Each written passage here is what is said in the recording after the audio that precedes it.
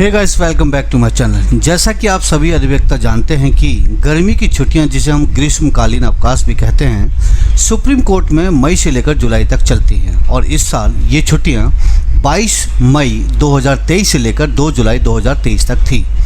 लेकिन हमारे देश का सर्वोच्च न्यायालय इस दौरान भी पूरी तरह से बंद नहीं था, क्योंकि यह अवकाश पीठों, जिसे हम वैकेशन बेंचेस भी कहते हैं, के माध्यम से सीमित क्षमता पर काम कर रहा था। इस दौरान हमारे देश के सर्वोच्च न्यायालय के मुख्य न्यायाधीश DY चंद्रचूड़ ने 14 डिवीजन बेंचेस का नॉमिनेशन इस ब्रेक के दौरान में पेंडिंग पड़े केसेस की सुनवाई के लिए किया था। और आज के वीडियो में मैं आपके लिए गर्मी की छुट्टियों के दौरान एपेक्स कोर्ट के द्वारा दिए गए कुछ महत्वपूर्ण जजमेंट तथा ऑर्डर के बारे में बात करने जा रहा हूं। तो चलिए दोस्तों, शुरू करते हैं आज का वीडियो।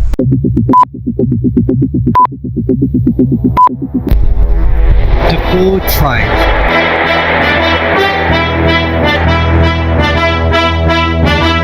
सबसे पहले केस का टाइटल है station superintendent and another versus Surender Bhola. In this case a bench of justices Vikram Nath and Hasanuddin Amanullah observed that theft occurring during train rides does not amount to a deficiency in service by the railways. The court emphasized that if passengers lose any of their belongings on train, they cannot claim reimbursement from the Indian Railways for the same. Full stop.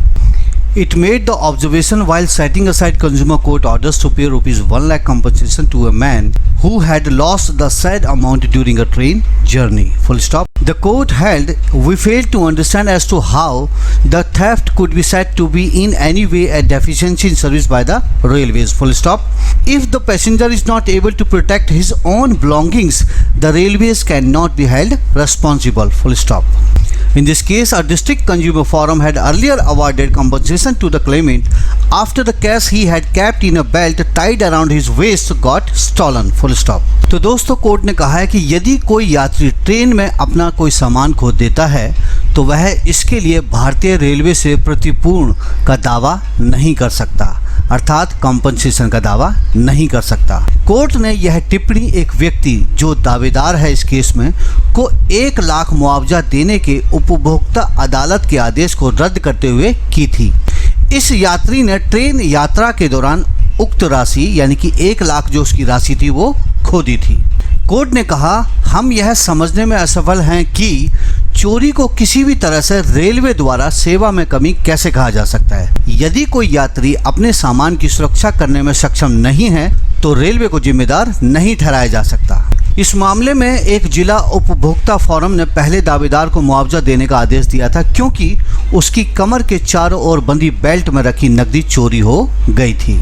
So guys, that's it for today's video. I hope कि ये video आपको पसंद आया होगा। फिर मिलता हूँ आपसे अपनी अगली वीडियो में। तब तक के लिए बाय, चाओ, सबा खैर एंड sayonara।